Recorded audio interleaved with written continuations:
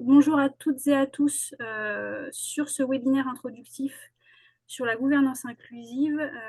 Alors je dis introductif parce qu'en une heure, on ne peut pas forcément aller vraiment dans le détail et travailler réellement sur ce sujet-là.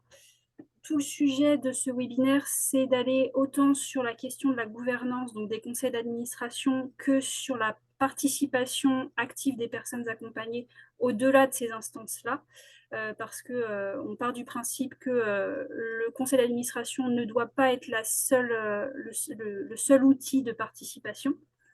Donc, ce sera divisé en deux parties.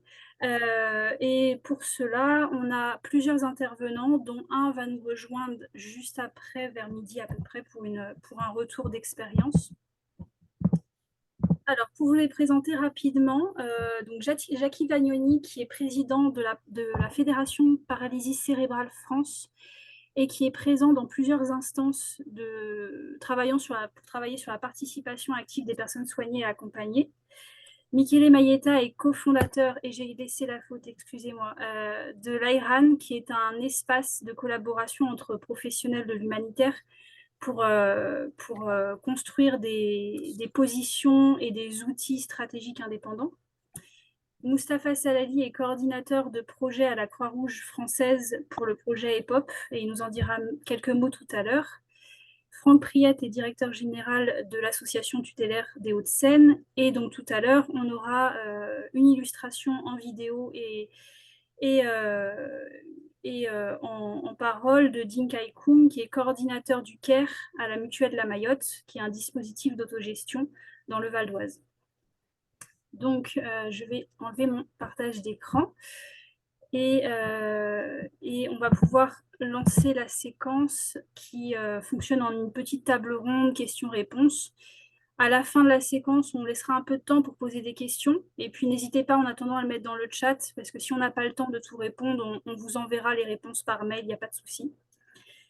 Donc, pour commencer, on va aller sur le sujet qui saute aux yeux à chaque fois qu'on dit gouvernance inclusive, c'est les conseils d'administration. Donc, pourquoi et comment aller vers cette démarche-là, et pour ça, je vais me tourner vers Michele pour aller vers la base de cette question, à savoir pourquoi aller vers un fonctionnement plus participatif et ouvert aux personnes accompagnées, quand on sait qu'en même temps, les structures associatives ont de plus en plus de difficultés au niveau de leur gouvernance, en termes d'animation, en termes de renouvellement, en termes d'engagement des bénévoles déjà en place. Donc pourquoi, entre guillemets, se compliquer la vie, avec de grosses guillemets, en allant vers ce sujet-là.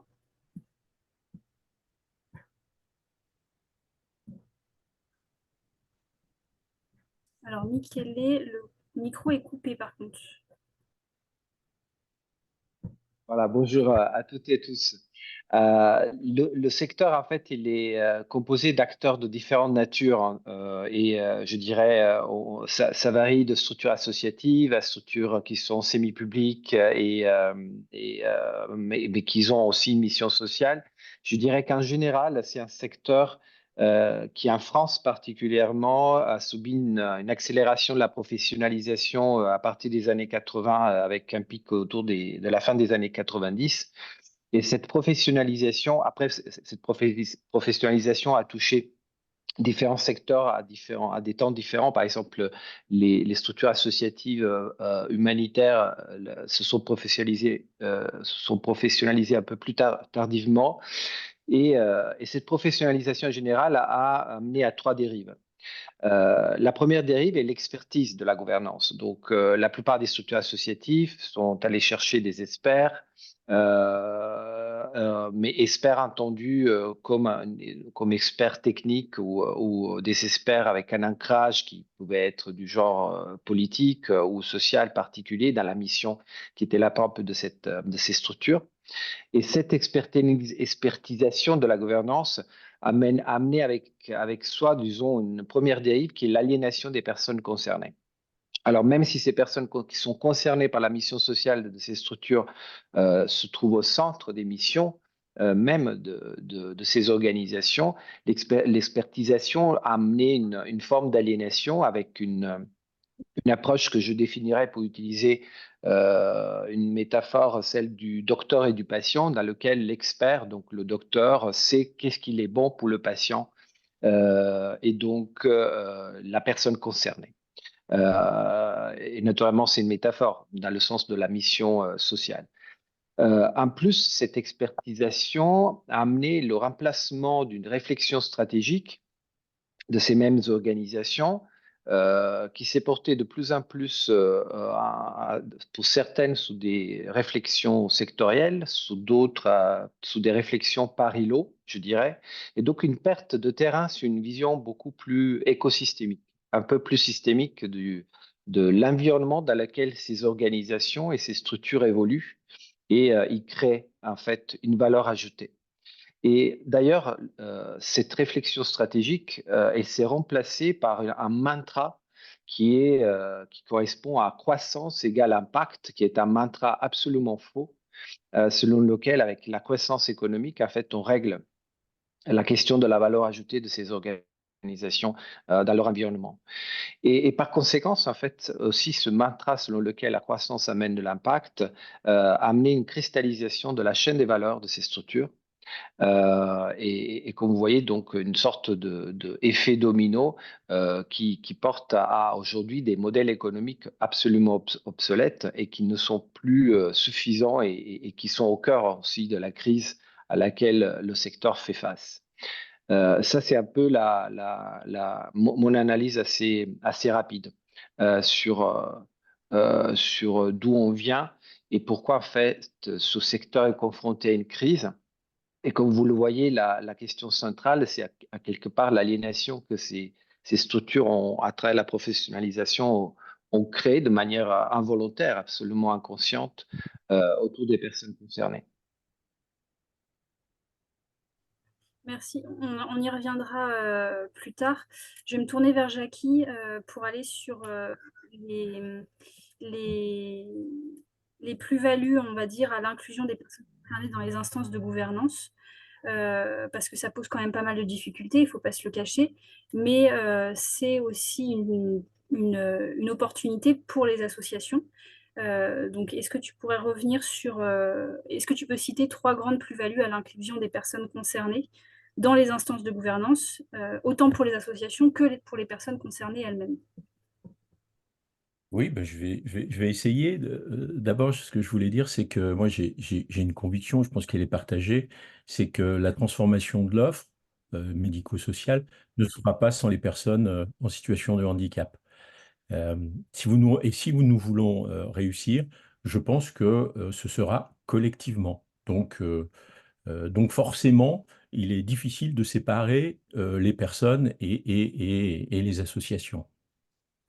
Michele le disait, je pense que le savoir exclusif de quelques-uns pour déterminer ce qui est bon pour l'autre est totalement révolu. Alors, si je m'essaie à la demande, je dirais pour les associations, la première chose, c'est quand on en discute, quand on en a discuté avec des administrateurs, il y a quelqu'un qui a dit, ben, quand les personnes concernées sont là, on dit moins de bêtises. Alors, je trouve que c'est déjà un bon départ, mais plus sérieusement, dire que je pense que pour les associations, ça peut permettre de mieux faire vivre les projets, mieux faire vivre les projets des organisations qui regorgent de valeurs, de très belles valeurs, notamment concernant la participation des personnes, mais finalement qui ne savent pas toujours comment la mettre en œuvre. Et donc, du coup, je pense particulièrement à l'émancipation des personnes. Il ne suffit pas de dire allez-y, participez, il faut vraiment construire les conditions d'une participation réelle. Deuxièmement, c'est une opportunité, je pense, de repenser les formats de réunion. Tout le monde s'en plaint, même les administrateurs valident, je dirais, c'est trop long, parfois ça va trop vite. Donc, je pense que c'est une opportunité pour voilà, repenser ces formats de réunion qui ne sont pas toujours satisfaisants. Et puis, troisièmement, pour les organisations, bah, c'est un gisement d'administrateurs, puisque tout le monde dit qu'il est difficile de trouver des administrateurs. Bah voilà, on a peut-être en nos seins des administrateurs potentiels pour faire vivre l'association ou l'organisation, quelle qu'elle soit. Maintenant, pour les personnes, effectivement, c'est valoriser leur savoir expérientiel, hein, leur permettre de bénéficier d'un accompagnement à la juste mesure de leurs capacités et de leurs besoins. Par exemple, ma fédération, elle a créé une académie des experts d'usage et l'idée est bien de rendre la personne accompagnée aiguillon de bonnes pratiques. Et du coup, c'est permettre à ces personnes d'être traversées par un sentiment, un fort sentiment d'utilité. Deuxièmement, c'est développer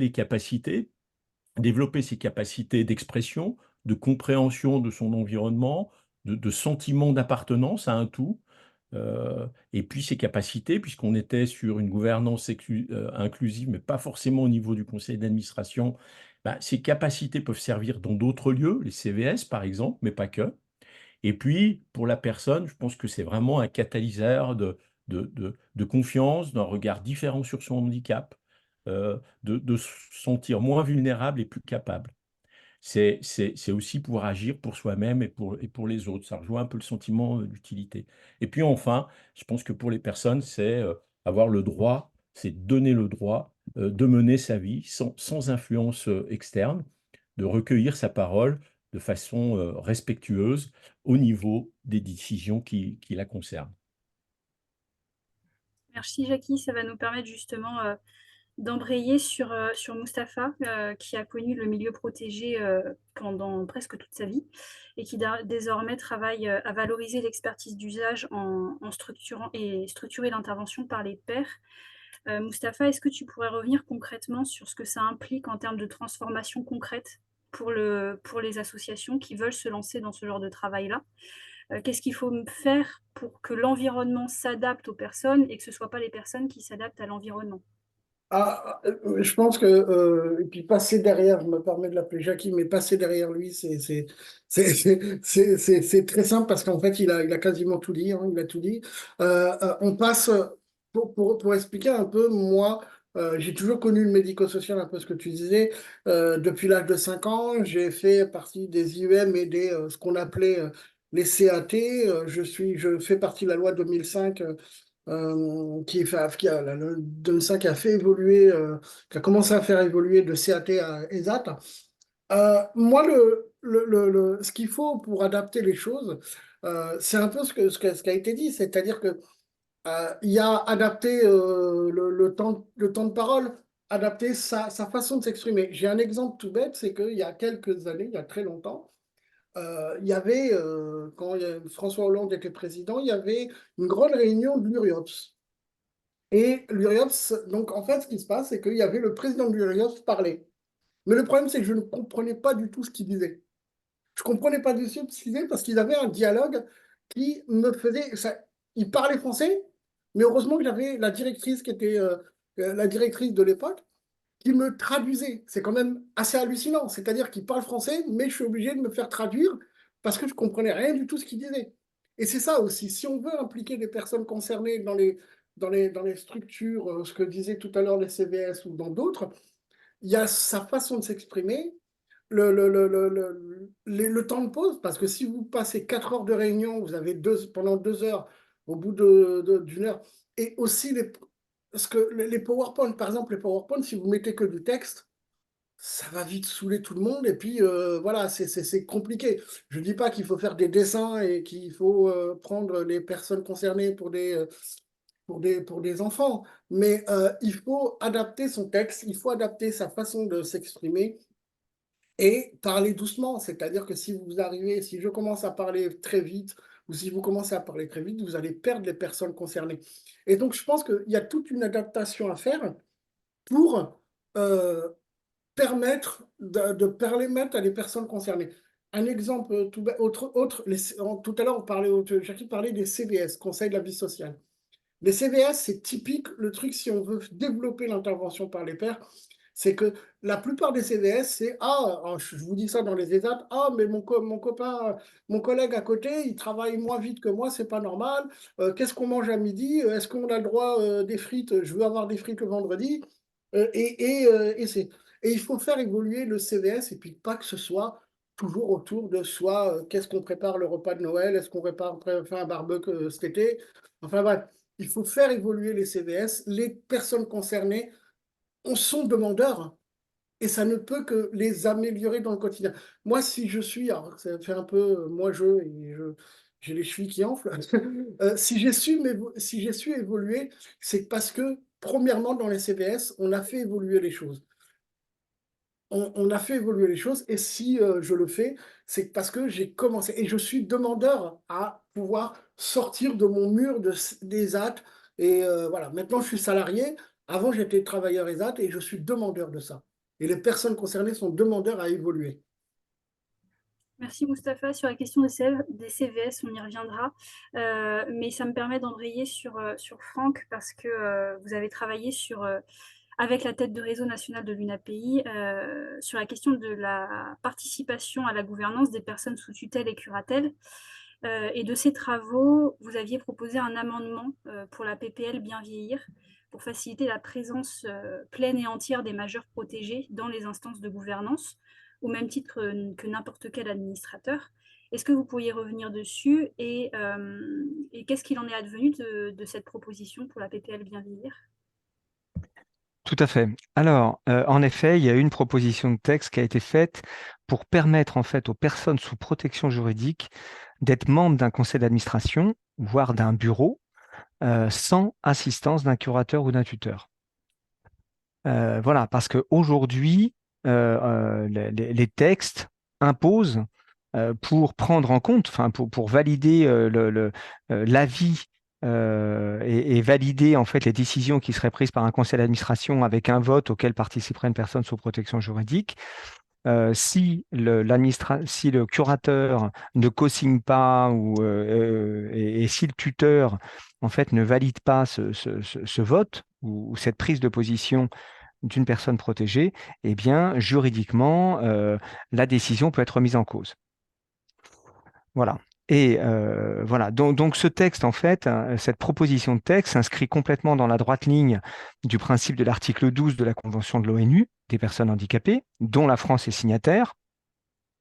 Et ça s'inscrit aussi complètement dans la même logique, si vous voulez, que le droit de vote qui a été octroyé en 2019 à toutes les personnes protégées.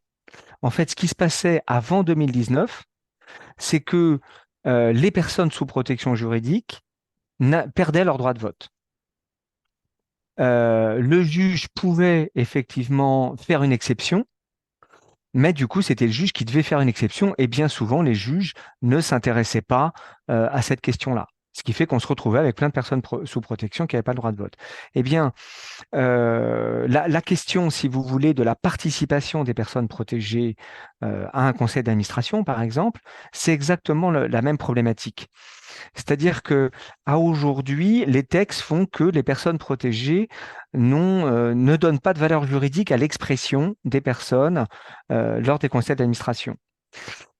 Alors que les conseils d'administration, enfin, alors que les associations, à travers les statuts, peuvent tout à fait gérer cette problématique. C'est-à-dire que c'est à chaque structure de dire, bah voilà, est-ce qu'une personne sous protection juridique peut, enfin, voilà, peut avoir un pouvoir dans le bureau ou pas, ou avoir un avis consultatif, etc., etc. Donc, l'idée, c'est de demander aux législateurs de faire exactement comme pour le droit de vote en 2019, c'est de dire, bah, donnons le droit à toutes les personnes sous protection juridique de participer à des conseils d'administration et que de façon à ce que leurs paroles soient prises en compte sans que ça remette en cause la validité juridique des conseils d'administration et laissons les associations, on va dire, gérer cette granulation de la participation des personnes sous protection juridique. Voilà. Et alors, qu'est-ce qui est advenu, pour répondre à votre dernière question, qu'est-ce qu'il est advenu de ce projet de texte? Eh bien, ce projet de texte, en fait, il a été proposé en 2022 dans le cadre du projet de loi Bien vieillir. Et comme vous le savez, cette loi a été abandonnée. Là, on est en train enfin, le gouvernement voudrait réamorcer cette loi. Donc, du coup, on va voir effectivement si on peut réintroduire dans ce nouveau projet de loi cette proposition de texte. D'accord, ok. pour conclure sur cette partie, je vais revenir vers Michele, parce qu'après, on va aller sur la question de la participation au-delà du conseil d'administration. Est-ce que vous pouvez recommander ou souligner 3 points d'attention pour les structures qui souhaitent se lancer dans l'ouverture de leur gouvernance et qui ne le font pas parce qu'elles veulent faire les choses bien et sans que ce soit en répondant, en cochant toutes les cases pour que les personnes se sentent bien dans ce type d'instance, notamment quand ces mêmes associations, c'est ce qu'on disait au tout début, ont des fragilités de renouvellement et d'engagement et de participation des bénévoles déjà en place. Alors, le micro est encore coupé par contre. Absolument. Alors, tout d'abord, il faut se lancer dans une démarche de ce type, mais se lancer, il faut modérer le terme. Il faut toujours prévoir une phase de transition que, selon les expériences que nous avons, c'est de minimum 5 ans. D'accord? Puis, ça dépend aussi, et peu importe la taille, car il s'agit d'un changement culturel. La première question à se poser, c'est s'il existe à l'intérieur de ces structures une approche stratégique. Parce qu'en fait, pour nous, tout démarre de ça. Est-ce que ces structures ont une stratégie? Parce que c'est une question autour de la chaîne de valeur et notamment des valeurs autour de la gouvernance qui siège cette question cruciale de qui est autour de la gouvernance. Et doit être abordée de manière stratégique. Donc, quelle est votre approche? Est-ce que c'est une approche intuitive, comme ça peut arriver souvent? Est-ce que vous avez une approche qui est plus structurée, qui est où il existe une méthode, où vous faites accompagner éventuellement? Et du moment où vous avez une idée claire sur cette approche stratégique, ben, il faut entreprendre une démarche qui doit être participative. Alors ça, c'est vraiment un élément fondamental. Et c'est à partir de cette démarche participative qu'en fait les personnes concernées rentrent. Si votre mission, par exemple, nous on travaille avec aussi des grandes structures internationales où la sauvegarde des enfants est quelque chose de fondamental, il n'y a pas de tabou. Et en fait, ces structures, ils ont entrepris des démarches stratégiques qui sont ouvertes aussi aux enfants et à la façon dans laquelle les enfants imaginent leur futur et imaginent leur bien-être dans ce futur particulier. Donc, dès la démarche stratégique, entreprendre une démarche participative. Et puis, je dirais qu'une fois que cette démarche elle est finalisée et qu'on a des idées claires de où on va sur au moins un horizon temporel de 10 ans, donc 5 ans de transition et 10 ans stratégiques, se dire, voilà, tester des choses à petite échelle. Par exemple, si aujourd'hui, dans votre gouvernance, vous n'avez pas cette représentation des personnes concernées par votre mission, du moment que ça devient un enjeu stratégique pour vous, ben faites une petite ouverture et faites des tests. Alors, ça s'accompagne, c'est des formations. Là, il faut attendre 1 an pour voir que cette personne concernée, comment elle se sent, parce que c'est pas seulement la question de la gouvernance, c'est aussi la question de la personne concernée. Elle se sent bien, est-ce qu'elle se sent bien accompagnée? J'entendais très bien ce que disait Mustapha tout à l'heure, il a raison, il faut les accompagner. Il ne faut pas avoir peur de la faillite. Il y aura certainement dans vos tests des expérimentations qui iront très mal.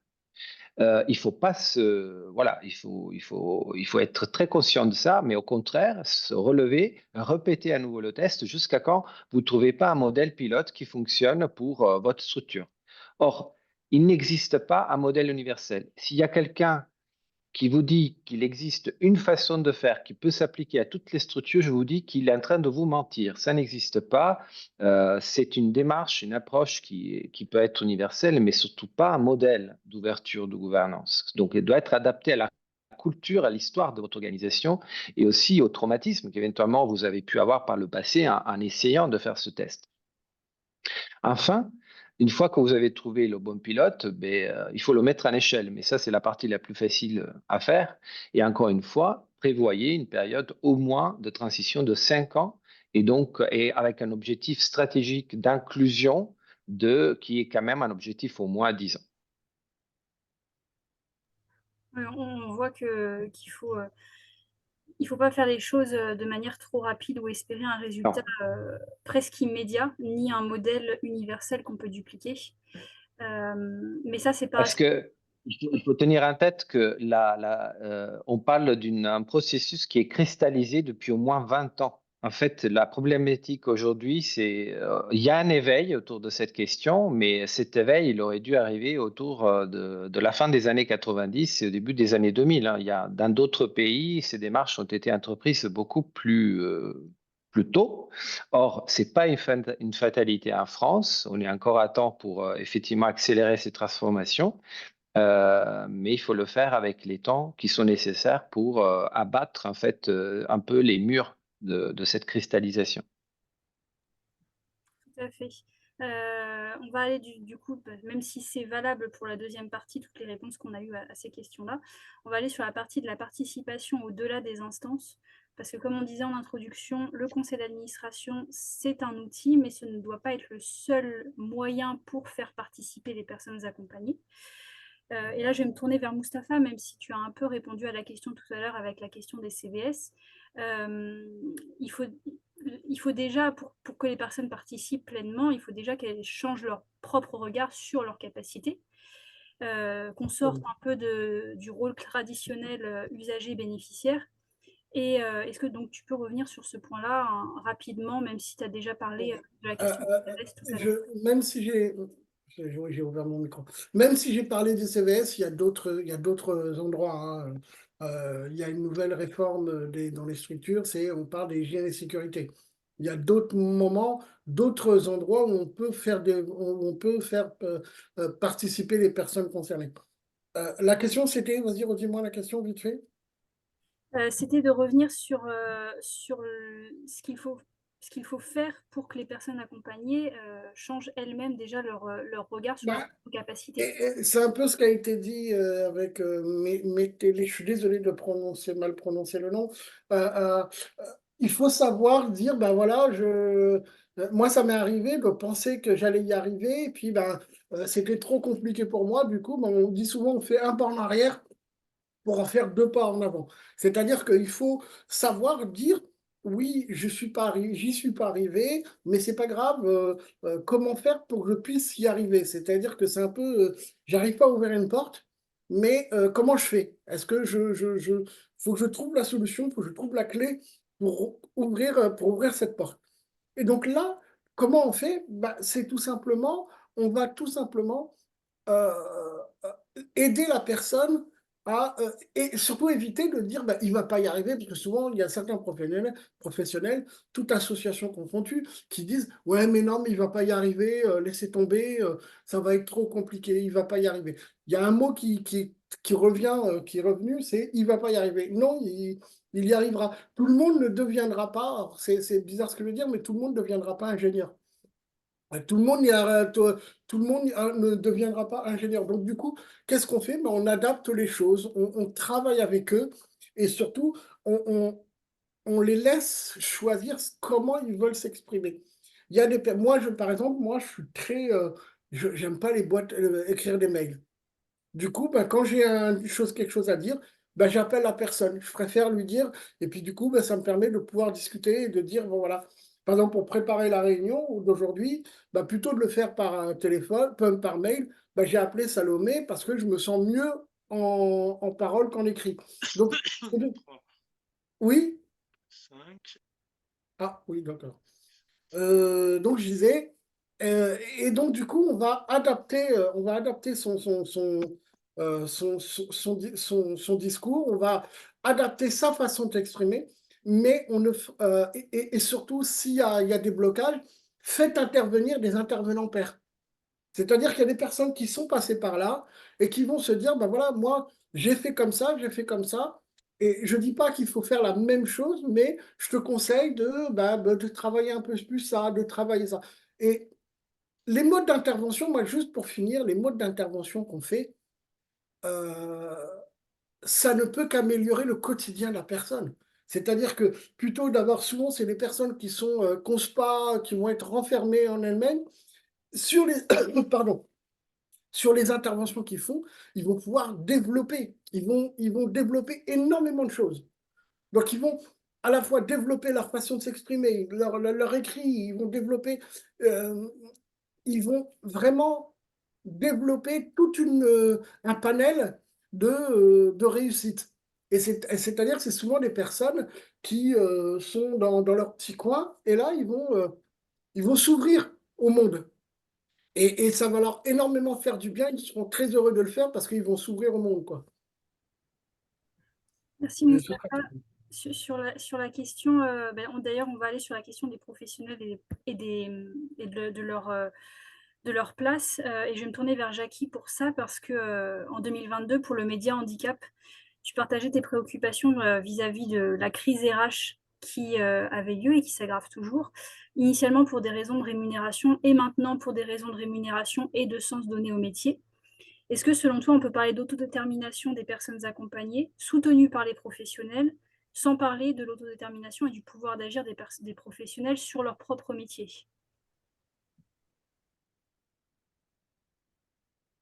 Le micro est coupé, Jackie, il faut le réactiver. Oui, pardon. Oui, alors, en fait, derrière ce mot d'autodétermination, il y a finalement tout un vocabulaire qui se développe et qui, autour de ces changements dans les pratiques d'accompagnement et de soins. On parle de participation, bien sûr, on parle de co-construction, on parle de pouvoir de dire et d'agir, on parle de pérédance, on parle de savoir expérientiel.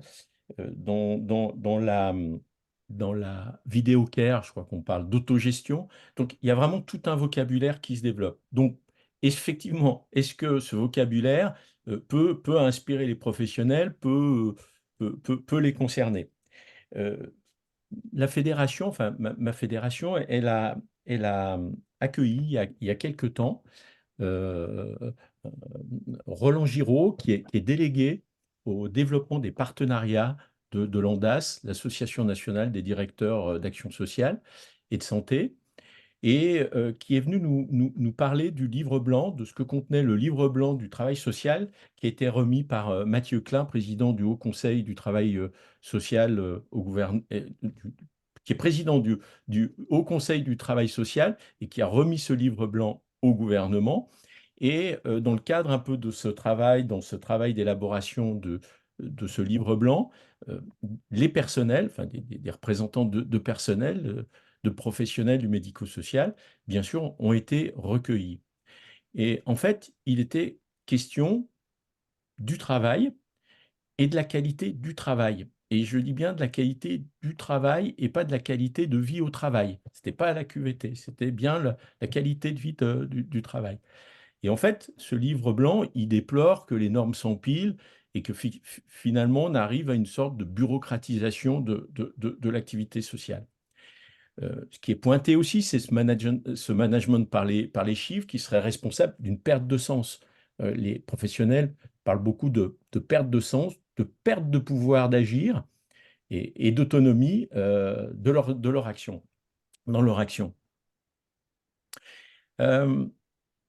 Du coup, l'évolution des attentes de la personne accompagnée se modifie, bien sûr. On l'entend avec Mustapha. Elle se modifie. Il y a de l'appétence pour s'ouvrir au monde, comme il le dit bien. Et du coup, ça pose la question pour les professionnels de comment être à la hauteur. Donc, il apparaît peut-être qu'en parallèle de cette gouvernance inclusive, et il y a un vrai besoin d'accompagnement plus fluide de plus d'autonomie pour les professionnels dans l'action, pour retrouver le sens, où la notion de savoir expérientiel s'applique également pour eux aussi, parce qu'ils arrivent aussi avec toute une expérience qui peut servir, peut-être ponctuellement, localement, et qui disparaît peut-être parfois dans les normes. Donc, c'est bien une coopération renforcée qui pourrait émerger pour aller toujours plus vers la société. Est-ce que est-ce que tout ça appartient à une convention, cette fameuse convention unique du secteur? Pas sûr. Peut-être que tout à l'heure, je crois que j'entendais Franck Priet, il disait finalement, ça appartient à chaque organisation, j'allais dire, de travailler en ce sens. Deux réflexions pour terminer. Il est vrai que le professionnel qui accompagne une personne qui est administrateur. Peut-être ça peut les questionner chacun, et le professionnel et la personne accompagnée. Et puis, dans la vidéo du CARE, on parle d'un contrat entre les deux parties. On parle de contrat entre les parties. Est-ce que là aussi, il y a une sorte de responsabilisation, de responsabilité accrue de l'accompagné et de l'accompagnant? Je dirais quand même que c'est vrai que là, on ouvre des pistes, on est beaucoup dans la question, mais que la crise RH actuelle, je veux dire, est peu propice, en tout cas, à une réflexion qui peut aller plus en profondeur. Merci, on pourra y revenir dans d'autres moments. On avait prévenu, ce serait un webinaire introductif, mais la question du soutien des professionnels pour faciliter l'autodétermination des personnes, c'est une grande question. On arrive bientôt à la fin du webinaire, donc je vais me tourner vers Michaëlé pour revenir sur une intervention que vous aviez donnée pour la Fonda, à une journée prospective. Vous aviez dit, entre autres, que la participation et le changement des structures pouvaient se faire à toutes les échelles, qu'il n'y avait pas qu'une seule forme d'engagement possible, que ça ne devait pas être seulement circonscrit aux instances de représentation. Est-ce que vous pourriez donner des exemples concrets de ce qu'il est possible de faire en interne des associations pour favoriser l'engagement de chacun, y compris des plus vulnérables, que ce soit un vrai gros changement ou ce que vous disiez tout à l'heure, des petites expérimentations à échelle très locale? Mais en fait, c'est vraiment très simple de ouvrir, je dirais, sa propre organisation aux personnes concernées par la mission de cette organisation. C'est quelque chose qui est à la portée, c'est à la portée des porteurs de projets, des chefs de projet.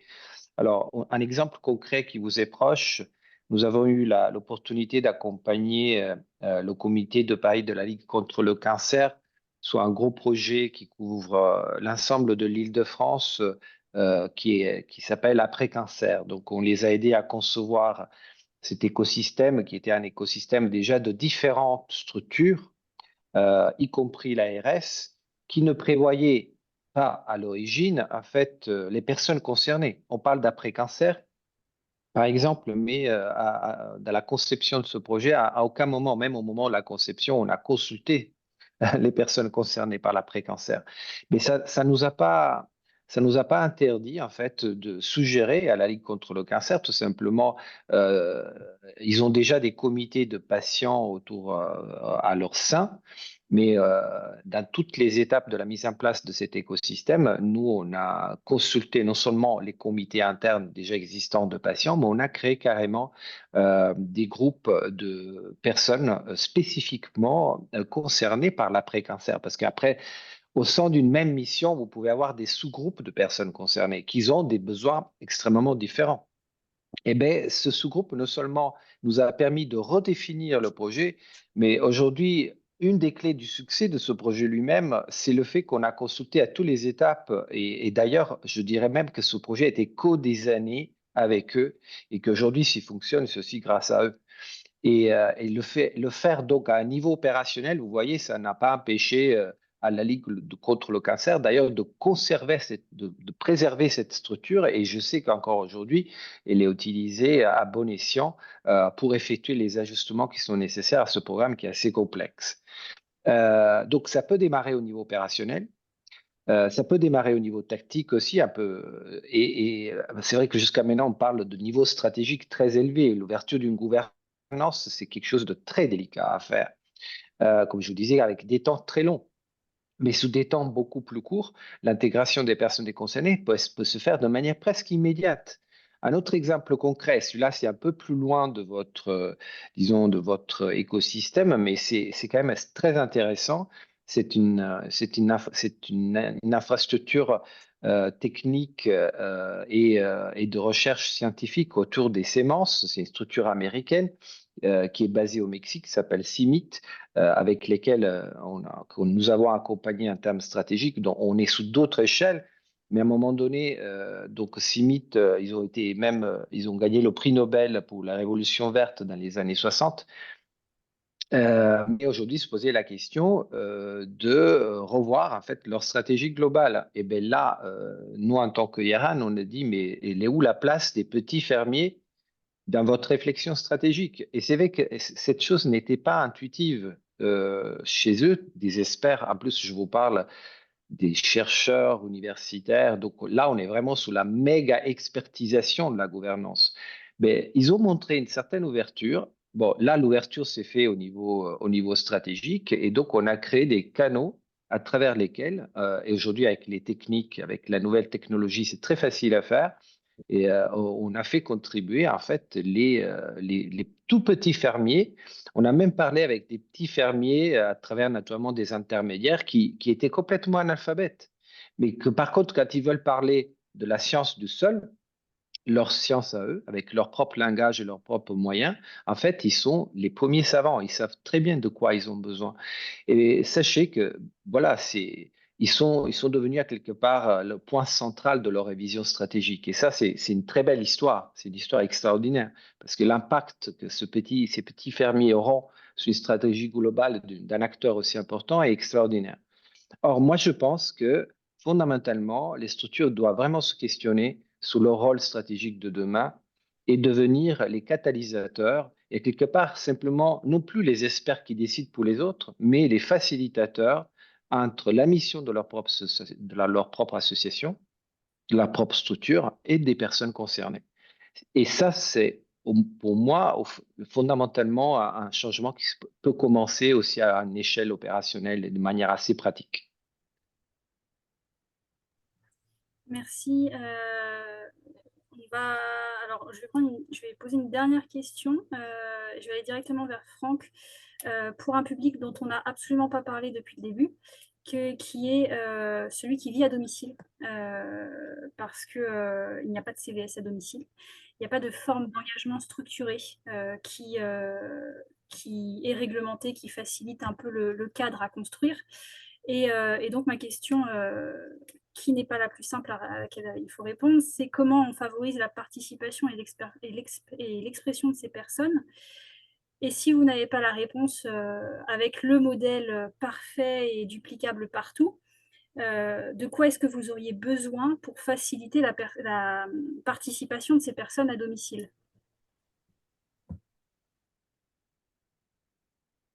Il faut réactiver le micro par contre.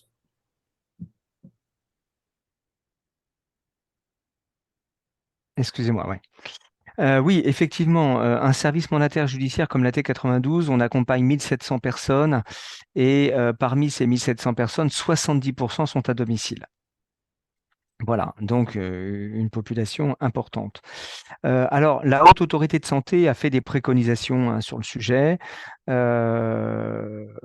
Voilà, puisque un service comme celui de la T92 n'a pas de CVS. Voilà, effectivement, à partir du moment où vous accompagnez des personnes à domicile, vous n'avez pas de CVS. Alors, à la T92, ce qu'on a mis en place, mais on n'est pas les seuls, hein, c'est un groupe d'expression des personnes protégées. Donc, en fait, les mandataires judiciaires identifient voilà, des personnes volontaires. Voilà. Et donc, on les sollicite pour composer un groupe de 12 à 15 personnes qu'on va rencontrer une fois tous les 3 mois. Voilà, auquel d'abord on va leur demander effectivement. Alors, enfin, l'objectif de ces groupes d'expression, c'est d'abord que les personnes puissent nous dire comment elles vivent la mesure de protection, etc. hein, et comment du coup, en fonction de leur retour, comment on peut améliorer et changer notre façon de faire. Et puis bien sûr, ces personnes choisissent les sujets qu'elles veulent traiter. Voilà, une fois par trimestre. Aujourd'hui, on est sur cette fréquence-là. Voilà, donc c'est là. Aujourd'hui, c'est la principale réponse qu'on a apportée. On se pose la question, hein, le conseil d'administration se pose la question effectivement de comment aller plus loin.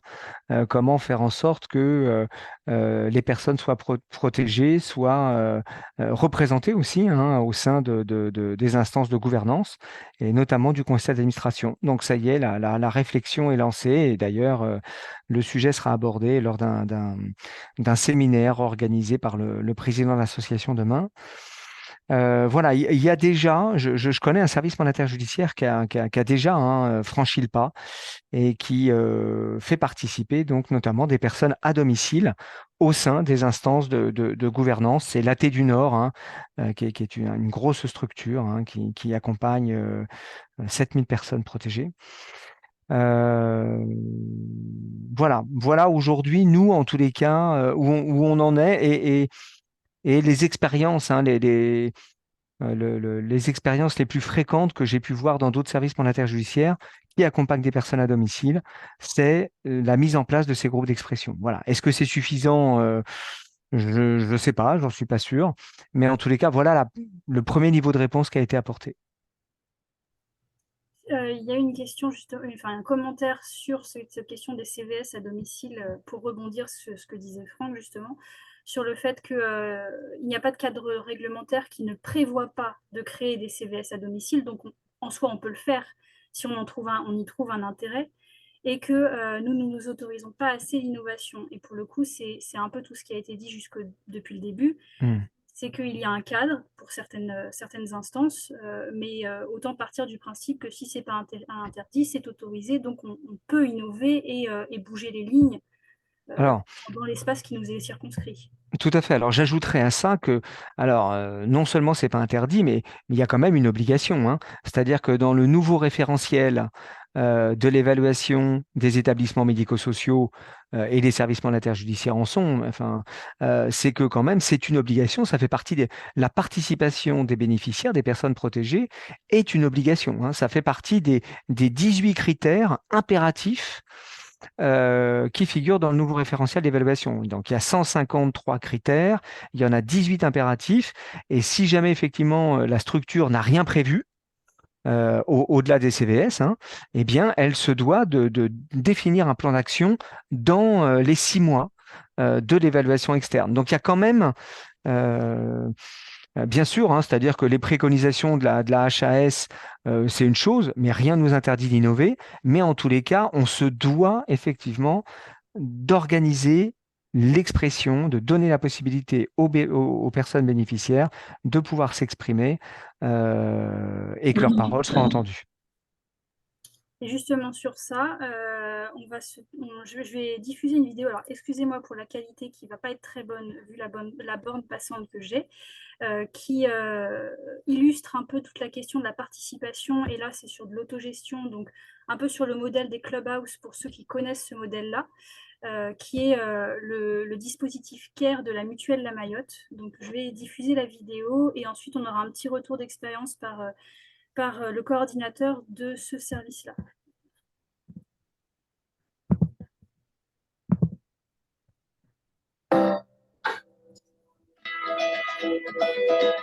Dans le Val d'Oise, la mutuelle La Mayotte a imaginé le CARE, un club animé par et pour des personnes de 18 à 65 ans qui vivent ou ont vécu une situation de souffrance psychique. La mutuelle La Mayotte est très investie sur le champ de l'innovation et le CARE fait partie de ces dispositifs innovants que nous coportons en coordination avec les acteurs du territoire et les personnes elles-mêmes dans un esprit d'autodétermination. À travers la mise en place d'activités adaptées, le club propose un accompagnement progressif en matière d'insertion sociale et professionnelle en s'appuyant sur les outils de la pérédance, de l'autogestion et du job coaching. Chaque membre a une responsabilité dans l'animation du lieu et les activités. Ça leur permet de retrouver la confiance, l'estime de soi et surtout le pouvoir d'agir sur leur établissement. Mais au-delà du club, il s'agit d'aller vers la société. Le CARE œuvre en étroite collaboration avec les acteurs institutionnels de la formation, de l'emploi et de l'entreprise. Les ateliers de sensibilisation, Les stages d'immersion et les formations participent à l'insertion professionnelle volontaire des membres. Au Caire, le membre signe un contrat de rétablissement dans lequel il fixe ses objectifs et les moyens à mettre en œuvre pour y arriver. Expert de sa propre souffrance, chaque membre du CAIR s'engage donc à agir pour lui et pour les autres. Avec le support d'une équipe encadrante, il est acteur dans cette démarche de rétablissement médical et social. Au début, quand je suis arrivée ici, j'appréhendais un petit peu. Et puis, au fur et à mesure, je me suis sentie en confiance. J'ai découvert les autres membres du CAIR, j'ai découvert l'équipe encadrante, les activités. Maintenant, je me sens utile à nouveau et j'aide les autres membres du CAIR. C'est là toute l'idée du CAIR. Offrir un espace sécurisé et sécurisant pour accompagner la reprise d'activité au sein de la société et de mettre fin à la stigmatisation des personnes en situation de handicap psychique. Alors, pour illustrer donc le fonctionnement de ce dispositif-là, on a Dinh Khai Kung, qui est le coordinateur du CAIR, qui est présent pour nous faire un retour un peu sur 3 modalités, parce que ce service fonctionne sur de l'autogestion de ses membres. Donc les postures professionnelles à adopter, le bénéfice pour le service à avoir un fonctionnement comme celui-là, et les bénéfices pour les personnes concernées, même si dans la vidéo, on les a déjà bien vus. Je te laisse la parole, Kai.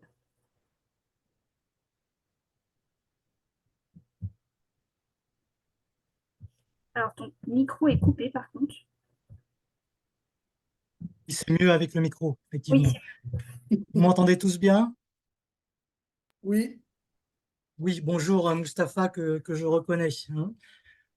Du coup, pour répondre pêle-mêle à ton questionnement, Salomé, au niveau de la posture des professionnels, j'ai pris le webinaire en route, mais c'est quelque chose que vous avez déjà évoqué. C'est vrai que moi, le travail que je fais en tant que coordinateur au sein du CAIR m'a demandé à me déconstruire pratiquement complètement au niveau professionnel. Je vais vous donner un exemple qui est très chaud. Là, on a organisé, nous, il n'y a pas longtemps, nos journées portes ouvertes. C'est vrai que c'est un événement, moi, que je voulais déjà organiser il y a 2 ans. Ça ne s'est pas mis en place. Ça ne s'est pas mis en place parce qu'à l'époque, j'avais une version et une vision très descendante de la gestion de projet, avec un sachant qui élaborait un projet, qui élaborait une feuille de route et qui après entraînait une équipe et des usagers sur cet événement. Lorsqu'on s'occupe de personnes souffrant de troubles psychiques, ça, il n'y a aucune chance que ça marche. Là, si ça a marché, c'est que la journée porte ouverte, on l'a construite de A à Z ensemble. Ça veut dire que l'objectif a été concerté, les animations ont été concertées et préparées ensemble de A à Z. Donc, les usagers ont proposé des activités, ont proposé une matière et une méthode d'animation à laquelle moi, je n'avais pas du tout pensé, qui sortait des schémas et des représentations technico-techniques que moi, j'aurais pu avoir. Et le résultat a été très, très satisfaisant parce que d'une part, ça a permis aux membres de montrer et de faire part de leur pouvoir d'agir. Et surtout, ça a permis de faire parler du CAIR d'une autre façon, une façon que moi, je n'aurais pas imaginée et qui, d'après les retours qu'on a eus, était très bien accueillie par tous les participants à cette journée portes ouvertes. Donc, c'est vrai que pour moi, la principale posture professionnelle, c'est la déconstruction.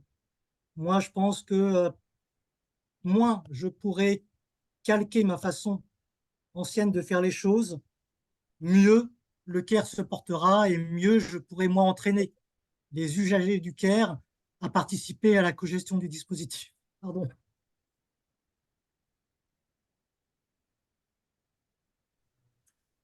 Merci en tout cas.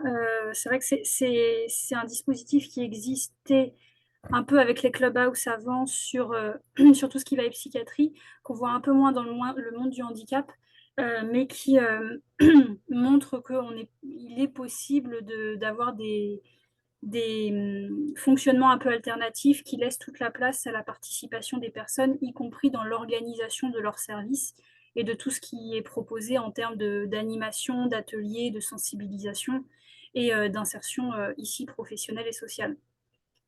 Donc, tout ce qu'on fait au CAIR et tout ce qu'on décide au CAIR, c'est partagé en amont avec les membres.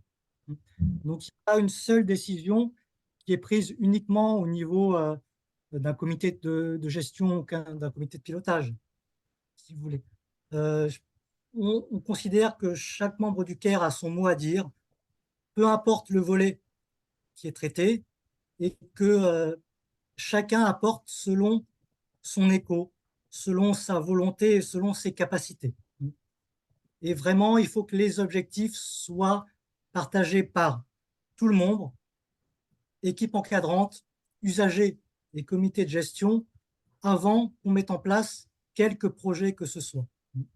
S'il n'y a pas de consensus au niveau d'un mode de fonctionnement, au niveau de la mise en place d'un atelier, au niveau même du mode d'accompagnement, parce que nous, on questionne, on demande à nos usagers de donner leur avis sur la façon dont on les accompagne. Donc, vraiment, ils peuvent apporter leur écho à tout ce qui a trait au dispositif, que ça aille du ménage jusqu'à les décisions qui sont prises. Vous en avez discuté lors de tout le webinaire, mais au niveau des instances de gouvernance. D'accord, merci. On est pile poil bon pour la partie webinaire. Et on a quelques minutes pour prendre des questions à l'oral. On a déjà eu des commentaires dans le chat, notamment la question de Pascal Fauvel qui était de toutes les normes qui existent déjà, qui sont très contraignantes et qui imposent à tous une manière de faire semblable. Et qui dit donc que les directions, excusez-moi pour ma voix qui flanche, que les directions, les sièges et les administrations des associations gestionnaires doivent exercer leurs compétences et leur technicité dans un cadre déjà préétabli. Au fond, la question, est-ce que ce ne serait pas de revenir aux origines des associations, à savoir la dimension militante, le sens du travail social, il y a tout à gagner, l'autodétermination de tous s'y retrouvera nécessairement. C'est ce que disait un peu, je crois, Jackie, avec la question de la crise RH qui fait que comment on soutient l'autodétermination des personnes quand les salariés eux-mêmes se plaignent de ne pas avoir de pouvoir d'agir, de liberté dans leur métier. C'est ce que disait Kai avec la posture qui permet une prise de décision très large et une participation de tous. Donc, si quelqu'un veut y revenir dessus, si Jackie, tu veux revenir sur ça. Voilà. En fait, je vais revenir à la dimension militante, j'allais dire de manière un petit peu humble, je dirais qu'elle me semble consubstantielle à mon engagement, y compris quand j'ai présidé une association qui gérait des dispositifs d'accompagnement des personnes en situation de handicap. Donc, oui, bien sûr. Moi, en fait, tout à l'heure, j'ai entendu le terme de déconstruction. Je pense que c'est vraiment, enfin, je ne sais pas s'il faut revenir aux origines. Je crois qu'il faut un peu se déconstruire. Si on parle de gouvernance inclusive, je pense que si on raisonne comme avant, c'est foutu. On peut pas avancer, ça ne marchera pas. Donc, du coup, je ne sais pas s'il faut revenir aux origines ou il faut être en capacité de se remettre en question et sans avoir l'impression qu'on renie ce qu'on a pu faire précédemment. Moi, il y a une chose sur laquelle je suis pas, c'est quand j'entends l'établissement, les associations gestionnaires, etc. Enfin, on jette tout avec l'eau du bain. Je pense non. Il faut inventer l'accompagnement. Alors, je dirais 2.0, c'est peut-être pas très, très joli comme ça fait un peu numérique, mais faut déconstruire pour reconstruire quelque chose, j'allais dire, si on veut inclure les personnes, eh bien, j'allais dire, et si on parle d'inclusion, bah là, on a vraiment un terrain d'application de l'inclusion qui, enfin, j'allais dire, qui s'ouvre devant nous et il y a plein de choses à faire, quoi. Voilà. Mustapha, tu voulais dire quelque chose pour conclure? Ouais, voilà, moi je voulais juste un peu, c'est un peu ce que disait Jackie, c'est que moi la crainte que j'ai dans ça, c'est que si on vient au passé, moi je l'ai connu le passé, si on vient au passé, on ne pourra pas avancer, enfin, on ne peut pas revenir en arrière pour moi. Et je suis assez d'accord avec Jackie. Pardon, je me permets de t'appeler Jackie. Et deuxième point, moi, j'entends souvent la crise RH. Pour moi, il y a une catégorie de certains professionnels, toute association confondue, qui vont se retrouver en se disant, bah, moi, avant, c'est un peu moi qui décidais à la place d'eux. Et du jour au lendemain, on leur a dit, ben non, c'est plus vous qui décidez sur la façon qu'il a à s'habiller, s'il a envie d'habiller, on parle d'autodétermination, s'il a envie s'habiller avec une chemise violet fluo, avec un pantalon vert fluo, c'est que qu'on aime ou qu'on n'aime pas, bah, c'est sa façon de s'habiller. Comme ce matin, Salomé, tu n'as pas demandé à personne pour t'habiller, tu fais ce que tu veux. Donc, je vois pas pourquoi, moi, personne concernée, je ne ferais pas la même chose. Il faut mettre dans la boucle, même les personnes qui sont, j'aime pas le terme réticents, mais qui vont se dire, bah non, mais avant, ce sont les gens qui ont énormément de carrière, qui vont se dire, bah non, moi, ça fait longtemps que je travaille dans le médico-social, j'ai toujours réfléchi à la place d'eux. Bah, il faut les mettre dans la boucle et il faut leur dire, bah voilà, comment on réfléchit ensemble. Il faut vraiment mettre tous les forces vives. Et pour moi, ça fait partie de ceux qui sont là, on parle de la crise RH. Pour moi, il y a deux catégories. Il y a ceux qui ne se retrouvent plus dans ce qui est le médico-social et aussi, bah, faut pas se leurrer, il y a l'aspect financier. On peut pas, faut pas jouer à l'autruche, quoi. Il y a aussi cet aspect-là financier, mais aussi il y a pour moi l'aspect des personnes qui ont toujours réfléchi à la place d'eux. Voilà. Merci Mustapha. Salomé, Oui. juste une petite chose. Dans ces sujets, enfin, en général, dans le monde médico-social, du handicap, on parle de changer de regard. Je pense que le terme n'a jamais autant été, enfin, ce terme a jamais été aussi pertinent. Moi, je suis concerné par le handicap. J'ai un de mes fils qui vit avec une paralysie cérébrale. Je pense que déjà, les familles, les parents, ils doivent changer de regard sur le handicap et qu'on doit bien sûr parler de vulnérabilité parce que nos enfants sont vulnérables, mais surtout de parler de capacité et de savoir-faire et de pouvoir faire. Je crois aussi que ce pouvoir d'agir, il part de là. Eh ben, c'est peut-être le mot de la fin. Si on n'a personne d'autre qui veut prendre la parole, on va pouvoir. Ah ben, Mustapha veut rebondir et après on conclura. Je te laisse Non, la non, parole. non, je continue, je mets juste un pouce bleu, un pouce vers le haut pour. Je suis d'accord avec Jackie et j'adhère sur ce qu'il a dit, il n'y a aucun souci. D'accord. Je laisse Jackie le mot de la fin. Alors, il acquiesce. En tout cas, merci à tous nos intervenants pour votre présence et vos retours d'expérience sur la gouvernance inclusive dans et au-delà des instances de représentation classiques. Ce webinaire était introductif, donc ça veut dire ce que ça veut dire, c'est-à-dire qu'on travaillera davantage sur des sujets plus en spécialité. Là, on a parlé de la crise RH. Est-ce qu'on ne pourrait pas parler des manières de faire et de la démarche à adopter dans les détails, etc., etc. Merci encore à tous nos intervenants. Michele a laissé son adresse mail dans le chat si vous souhaitez lui poser des questions sur les travaux de l'AIRAM et toutes les démarches de co-construction et de participation inclusive qu'il a mis en place.